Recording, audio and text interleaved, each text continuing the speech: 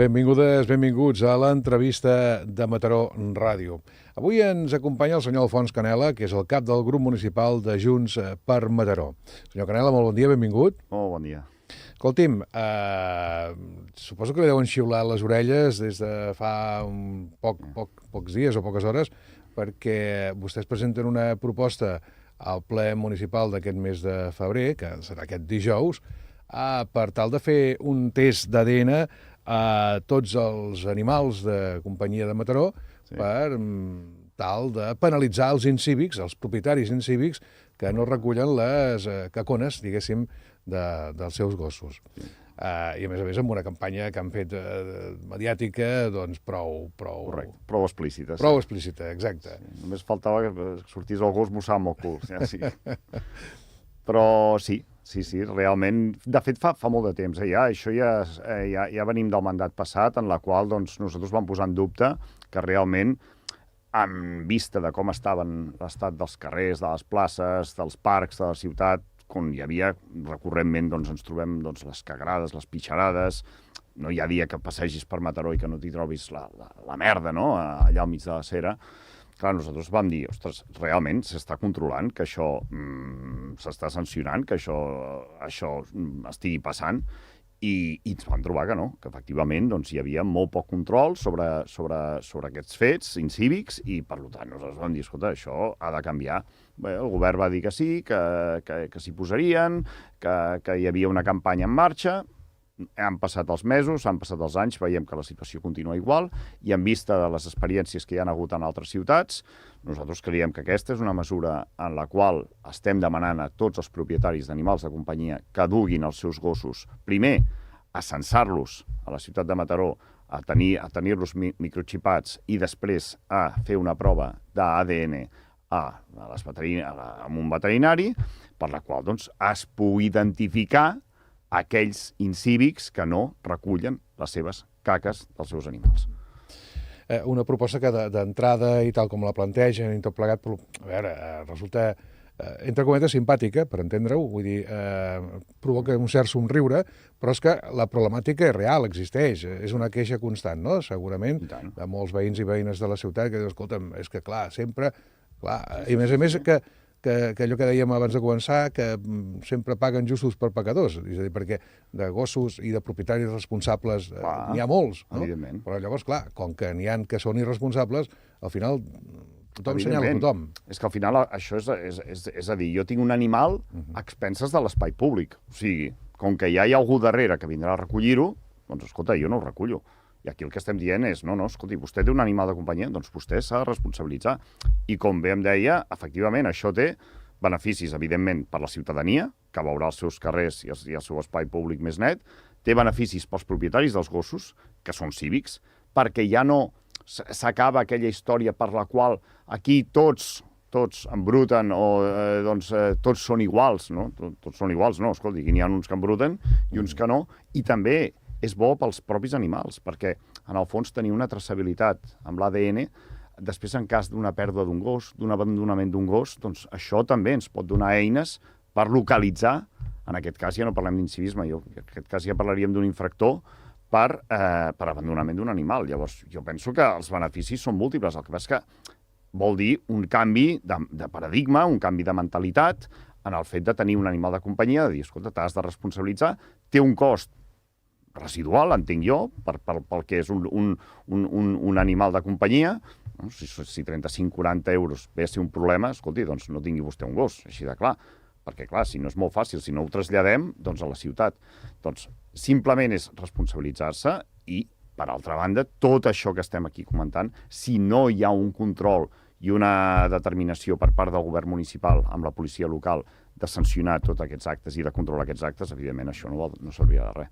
Clar, imaginem-nos per un moment que la campanya funciona, que tots els propietaris i propietàries de gossos doncs, fan el corresponent acte d'anar-los a censar, que estiguin censats, que portin el seu xip, i que, a més tots hagin fet la prova aquesta de l'ADN. Però després, si no hi ha un seguiment, no hi ha un control, és a dir, qui ha d'anar posant el palet, diguéssim, a les defecacions dels gossos per comprovar a qui correspon aquella defecació. Nosaltres a dia d'avui tenim una ordenança d'animals, de tinença d'animals de companyia, que és de l'any 2017, que és prou recent, i aquí doncs, ja ha establert aquesta obligació de censar els gossos. I aquí doncs, em sembla que de l'última enquesta que es va fer, em sembla que només hi estan censats 4.000 d'uns 17 o 18.000 gossos que hi puguin haver a la ciutat. Llavors això és molt poc. Clar, aquí el que nosaltres estem dient és, escolta, introduïm una prova pilot per començar a treballar amb els veterinaris, per començar a fer aquests anàlisis, i si aquí això després veiem que de l'anàlisi d'aquestes defecacions efectivament doncs, hi ha una coincidència i efectivament això funciona, que entenem que sí, perquè ha funcionat a altres llocs, el que nosaltres estem demanant en aquesta proposta és, en una segona fase, ja incorporem a l'ordenança de tinença d'animals de companyia, incorporem aquesta nova mesura i aquesta nova obligació. Però clar, repeteixo, efectivament, és el que diu vostè, si aquí no hi ha una campanya massiva de la policia local a controlar en primer terme el cens dels gossos i després a controlar doncs, aquesta situació d'aquest possible anàlisi d'ADN, efectivament, això clar, és complicat. És a dir, la policia local hauria d'anar demanant als propietaris de gossos que si tenen la corresponent xip, si estan censats. Això seria una campanya que haurien de fer. I segona, la policia local hauria d'anar fent una mostra de les defecacions que es troba pel carrer? Correcte. A veure, o la policia local, o també podem establir un cost d'agents cívics que puguin fer aquesta tramitació. Vull dir, això no. Aquí després hi ha l'execució en funció de com ens distribuïm les responsabilitats, però bàsicament sí, clar, des de l'Ajuntament ha d'haver-hi, des del govern municipal s'ha d'establir una sistemàtica de control de tot aquest nou paradigma. Per nosaltres creiem que és important i és per nosaltres la imatge de la ciutat, la imatge dels nostres carrers, per nosaltres és important i actualment no és correcte. Això és una proposta que no es treuen vostès de la màniga, sinó que ja han vist que en altres llocs s'ha posat en pràctica i funciona, no? A Màlaga posaven d'exemple? Sí, a la ciutat de Màlaga, per exemple, s'ha reduït, estadísticament així, s'ha reduït fins a un 80% la presència de defecacions al carrer, perquè hi ha hagut aquesta campanya exhaustiva, que va començar també amb una prova pilot, i després ha acabat siguent norma de controlar efectivament qui està siguent incívic amb el seu animal de companyia i arribar a sancionar. I el boca-orella funciona. Vull dir que això un es podrà intentar escapolir de les seves responsabilitats, però amb el temps això és inevitable. Els animals i els gossos, com tots, aquí caguen cada dia. Ha dit un 80% s'ha reduït a Màlaga? Jo que vaig llegir en algun article s'havia arribat a reduir fins a un 80%, sí. Per tant, em sembla prou important o prou interessant, almenys tenir-ho en compte. Bé, aquesta proposta la presenten en el ple d'aquest dijous. Esperen que prosperi? Nosaltres esperem que prosperi. Fins ara, normalment, quan presentes una proposta i hi ha esmenes importants, ja t'ho fan saber abans. Si no diuen res, de vegades és o un no absolut o és un sí. Esperem que en aquest cop sigui un sí. També presenten un prec per que hi hagi un reconeixement de Mataró com a ciutat ferroviària. Ara fa poc vam celebrar el 175è aniversari, no va poder venir la rèplica del primer ferrocarril que es conserva al Museu de Vilanova i la Geltrú i que funciona. Van portar fins aquí la locomotora que va estar exposada al port, però no la van veure per la via ni amb els vagons. No tenim un museu, Vilanova i altres llocs tenen museu i la ciutat pionera del ferrocarril no en té. Quan diuen vostès el reconeixement de Mataró com a ciutat ferroviària, en quin sentit? Què implicaria això? A veure, nosaltres la idea que tenim és que tota ciutat, entenem, i Mataró no n'és una excepció, tota ciutat necessita un relat fort que la vinculi després amb la seva projecció exterior i la vinculi no només per un sentiment de pertinença i d'orgull de tots els ciutadans, sinó, a més, perquè des de fora et coneguin, et reconeguin i et tinguin com a un referent. En aquest cas, nosaltres l'any passat vam celebrar aquest 175è aniversari de la primera línia, d'aquest tren de Mataró a Barcelona, I el que nosaltres voldríem és que això anés més enllà d'una celebració d'una efemèride, sinó que realment ser una ciutat ferroviària és una mica el que s'ha aconseguit a Vilanova i la Geltrú. I aquí nosaltres també tenim un referent interessant. En aquest cas, el prec que nosaltres presentem, a part intentar incidir en aquesta visió que nosaltres creiem que ha de ser Mataró, de tenir no només celebrar aquestes efemèrides, sinó realment ser seu del que és el ferrocarril, nosaltres aquí el que creiem és que donat que actualment, i amb les transferències que s'estan plantejant a Rodalies, que ja veurem com acaben, amb una R1 que serà necessari que tingui unes noves infraestructures, amb uns nous serveis, nosaltres el que volem és perquè d'una manera permanent hi hagi una continuïtat en aquest relat de ser una ciutat ferroviària, doncs que s'instauri a la ciutat de Mataró uns estudis, uns estudis superiors, una formació professional dedicada a tècnics ferroviaris, ja sigui amb una forma, podria ser amb un grau o amb un màster al Tecnocampus, com podria ser en els estudis de formació professional que es fan a la ciutat, perquè d'alguna manera siguem un referent. Aquí sí que aconseguim aquesta certa continuïtat de dir, escolta, no, mira, és que Mataró s'està especialitzant en això.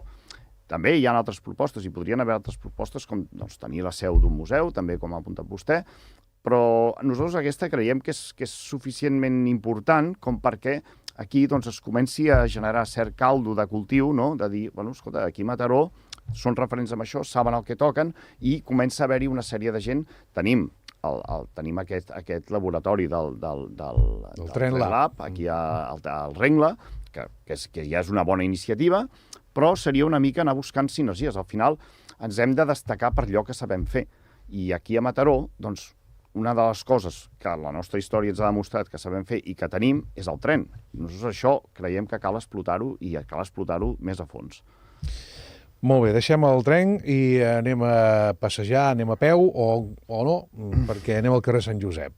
Anem al carrer Sant Josep i han finalitzat les obres, no van acabar abans de les festes de Nadal, que és el que esperaven els comerciants de la zona, però vaja, ja estan acabades. Correcte. I ara s'ha acordat que aquest carrer no sigui de pas de vehicles habitualment, tampoc ho era, perquè era una zona restringida abans per vehicles comercials, per vehicles de gent que havia d'accedir al centre i tenia autorització per fer-ho. Però ara no serà així, és a dir, el recorregut aquest es continuarà fent pel pas alternatiu que es va crear durant les obres, que és el carrer d'Argentona, i el carrer Sant Josep queda pràcticament exclusivament per a vianants. Això per una banda. Després, clar, aquí hi ha hagut de tot. Inicialment semblava que la proposta estava bé, després sembla que els comerciants tampoc hi estan tan d'acord. I després també, fa uns dies hi va haver una roda de premsa del NEM, Negoci Empresa Mataró, en què parlaven no només d'aquest tema, sinó de la inseguretat que diuen que hi ha al centre de la ciutat, i que, segons els comerciants, les dades poden dir el que vulguin, però ells detecten que hi ha hagut un increment de la delinqüència. Correcte. A veure, nosaltres aquí estem d'acord. Si em deixa, començo pel final. Realment aquí hi ha hagut una campanya que ja venim d'unes dades de l'any passat de les últimes juntes de seguretat que ens estaven dient que els furts, delictes menors a la ciutat de Mataró havien baixat, però la campanya de Nadal nosaltres no hem constatat que això sigui així. Realment la campanya de Nadal ha estat contínuament amb notícies, hem estat amb notícies de que hi havia robatoris a les llars, hi havia furts al carrer, entrades en botigues. Vull dir que no. O sigui, no podem estar d'acord amb que la campanya de Nadal ha estat satisfactòria en aquest aspecte, perquè per nosaltres creiem que la percepció d'inseguretat i la inseguretat que s'ha donat, nosaltres, per exemple, ens vam trobar amb el botiguer de Pere Mas, que va ser objecte d'un robatori amb una arma de foc. Dius, ostres, ja és que això... I s'entén, aquella persona diu, clar, és que està aquí a darrere del taulell i veure que no passen Mossos d'Esquadra, que no passa policia, clar, genera una sensació d'inseguretat i més en uns dies que a les 5 de la tarda ja és fosc i s'entén. Clar, llavors, tenir el comerç, tenir gent treballant a peu de carrer en aquesta situació, doncs per nosaltres això és un error i calia corregir, calia dotar de més policia passejant. Creiem que és important que hi hagi policia circulant amb vehicles, però nosaltres trobem a faltar que hi hagi policies que caminin per la cera, que parlin amb la gent, que entrin a les botigues. Aquí trobem que falta això. Això per nosaltres és una carència. Pel que fa al carrer Sant Josep, al carrer Sant Josep ja venim de l'any passat amb tot el tema de les obres, en les quals nosaltres, com sempre, seguim plantejant aquest comitè d'obres i de serveis i de mobilitat, que això és un comitè que ha de tenir en compte tots els aspectes que estiguin al voltant del que és una obra, com pugui ser la del carrer Sant Josep. Aquí el que nosaltres estàvem proposant era fer aquesta obra en dues fases. Una primera fase des de la plaça de les Treses fins a la muralla i una segona des de la muralla fins a la Riera. Per què? Home, doncs perquè no ens haguéssim trobat amb el problema d'arribar a Nadal sense que aquest carrer estigués finalitzat i amb els comerços en l'estat que ens els vam trobar. Ha passat el Nadal. El primer error que va cometre aquest govern municipal va ser fer un anunci triomfalista dient que tot havia anat fantàstic i que fins i tot alguns comerços havien vengut i havien quadriplicat les ventes, cosa que nosaltres creiem que va ser el detonant de la reacció de Negoci Empresa Mataró, perquè alguns dels seus associats suposo que es van sentir molestos per aquest tipus de declaracions. Per altra banda, el carrer s'ha acabat, el carrer ha quedat molt bé, nosaltres aquí estem d'acord. Creiem que ha faltat fer una neteja final, perquè l'han deixat amb tota la pols, com anem circulant i traslladant pols amunt i avall pels carrers de Mataró. Home, si fas una obra d'aquest tipus, tingues en compte intentar acabar amb una neteja, perquè, malauradament, si hem d'esperar que plogui, ho portem clar. I què ha passat aquí? Doncs, clar, passa el de sempre, que nosaltres el que fem és peatonalitzar carrers, i un cop ja hem peatonalitzat el carrer ja ens quedem tranquils. No tenim en compte que hem de quadrar la mobilitat del teixit productiu. I això és bàsic. Això ens està passant a la Riera, això ens està passant ara al carrer Sant Josep, i al final hem de tenir en compte que hem d'establir uns criteris de mobilitat pel qual la càrrega i descàrrega sigui àgil i sigui eficient per tots els comerciants, perquè si no ens acabem trobant amb aquestes situacions en les quals tenim tota aquesta rècula de cotxes aparcats que entre els veïns que poden estar 30 minuts i ningú controla que estiguin 30 minuts, perquè clar, tots els de càrrega i descàrrega que poden estar, 30 minuts, però coi, una cosa és descarregar material per una tenda de roba, potser això és més àgil, però coi, aquell que té que agafar i té que portar cerveses a 5 locals, aigües a 3 locals més, clar, aquest senyor no té temps, i hi ha veïns de la plaça Gran que també es queixen d'això, és que clar, està el camió aquí i dius, sí, és que està 30... Bueno, però és que no té temps, i és normal, perquè han de subministrar molta gent. Què passa aquí? No s'ha regulat això. Tampoc es té en compte, i anem parlant alegrement de peatonalitzar carrers, i ara diem, no, espera, ara ja hem fet el Sant Josep, i ara també peatonalitzarem potser el carrer Argentona. Home, si has peatonalitzat Sant Josep, vols dir que peatonalitzaràs també Argentona? Això creus que funcionarà o serà un desastre? Els patinets els controla algú? Vull dir, hi ha moltes coses que està molt bé pavimentar els carrers, però s'ha de pensar. S'ha de pensar amb les conseqüències de després, perquè no tinguis un problema com el que vam tenir en el Cor de Maria en el seu dia, o perquè al final, clar, no has regulat, no has establert, no has previst tota aquesta situació. Però és que això no era molt complicat, això es tractava una mica de preveure, i després tens els problemes que tens a sobre la taula. Què s'hauria de fer, doncs? Home, doncs s'hauria d'agafar, s'hauria de reunir a tots els comerciants, s'hauria de primer escoltar el comerciant. Després, un cop has constatat realment quines les demandes del teixit productiu que tu tens en aquella zona, perquè pot ser que tinguis una zona amb més botigues d'un sector i d'un altre, ja l'he dit, si per exemple tens un sector més del tèxtil o de complements, doncs, bueno, potser no necessitaràs una càrrega i descàrrega de tanta estona o tant. Si tens un sector amb més locals d'oci i més venda d'alimentari, doncs probablement necessitaràs que puguin arribar-hi més descàrregues importants i que s'hi hagin d'estar més estona. Per tant, això has de fer un pla, com sempre, has de planificar. Però, clar, el que no pot ser és que ens anem trobant els problemes un sobre l'altre, no? Ostres, ara ens trobem, no? Vam peatonalitzar la Riera, i llavors ens vam trobar que la Riera estava plena de cotxes. I, hòstia, no en teníem res. Ara què hem de fer? Home, coi, ja són coses que se saben. Vostè està dient que el govern no planifica. Que el govern no planifica, correcte. Això és un problema de planificació. Això és un problema de trobar-se les coses a sobre. Un problema de planificació i un problema de mala comunicació. Perquè, clar, si tu surts en tromba a fer una sèrie d'anuncis i et trobes que la més gran associació de comerciants de la ciutat, jo quan veig aquests titulars que veig, no, el NEM surt pràcticament en guerra amb el govern. Home, el govern municipal no pot estar enfrontat a la principal associació de comerciants de la ciutat. És lògic, cadascú té que defensar el seu i, evidentment, que hi ha de ser una cosa àgil, hi ha de ser una cosa doncs, dinàmica, està clar, i clar que sí, i contradictòria a vegades. Però, home, ha d'haver-hi un acompanyament, perquè és que si no, aquí no sé què estem jugant. Escolti'm, vostè ha fet referència a que caldria més policia caminant, és a dir, a peu pel centre de la ciutat, per les zones que hi ha botigues. Per tant, això ho troben a faltar. Mira, l'altre dia el conseller d'Interior, el senyor Joan Ignasi Elena, seia aquí mateix on està vostè, i ens reconeixia que una de les coses que es podrien portar a terme a Mataró, com s'ha fet, diuen, altres ciutats, és aprofitar que funcionen les patrulles mixtes de Mossos i policia local per establir no una nova comissaria, com deia l'alcalde en campanya electoral, sinó com una oficina d'atenció de seguretat del ciutadà situada en zona cèntrica, per fer-ho d'aquesta manera i poder atendre d'aquesta manera més fàcilment a la ciutadania. Li sembla una bona opció, aquesta? A veure, nosaltres tot allò que sigui més dotació de policia a la nostra ciutat ens sembla una bona idea. Clar, les patrulles conjuntes amb els Mossos realment, diuen, i policia local, ens estan dient que funcionen molt bé. Nosaltres ens ho creiem i ho celebrem, que sigui així.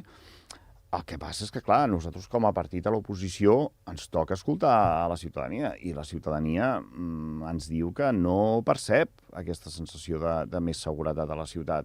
I nosaltres, al final, clar, que també som ciutadans de Mataró i també tenim ulls i també tenim orelles, al final també veiem el que hi ha. I no veiem que hi hagi aquestes... Jo ho sento, però em costa percebre. I és cert, perquè veig dispositius que es fan, doncs, aquestes unitats mòbils que es planten a la plaça Santana, el qual em sembla molt bé, Però es troba a faltar. Es troba a faltar per això i perquè sents, no? Ara un robatori aquí, ara un altre robatori allà, i... Hosti, és complicat, tot i que és veritat que després també saps que darrere hi ha una policia que actua, no les coses com siguin, i que hi ha detencions, i que aquestes detencions, inclús en el cas d'alguns reincidents, estan acabant doncs, amb penes de presó. Vull dir que això ens sembla correcte. Però sí que és veritat que ens falta aquest punt de presència al carrer que doni doncs, aquesta percepció de seguretat. I ens falta, Jo crec que és, honestament, penso que és una cosa que encara falta implementar.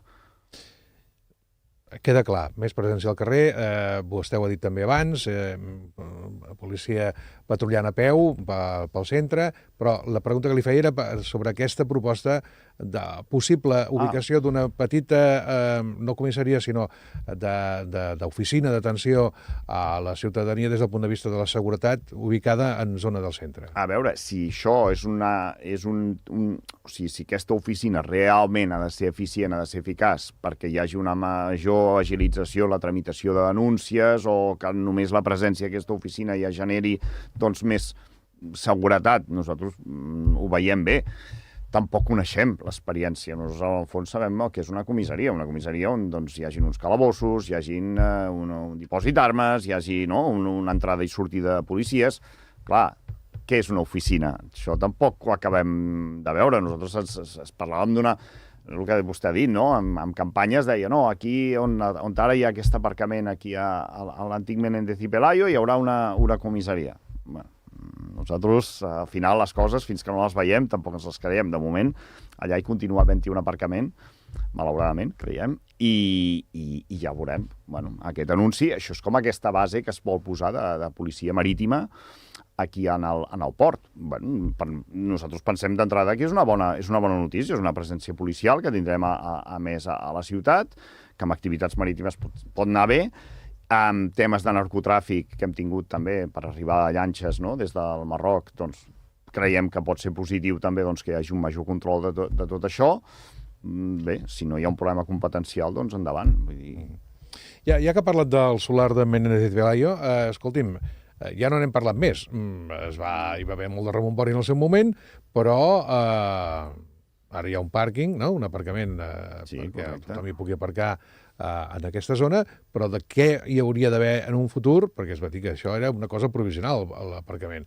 Ja no n'hem parlat més. No, és que els provisionals a Mataró s'ha d'anar amb compte perquè es poden allargar.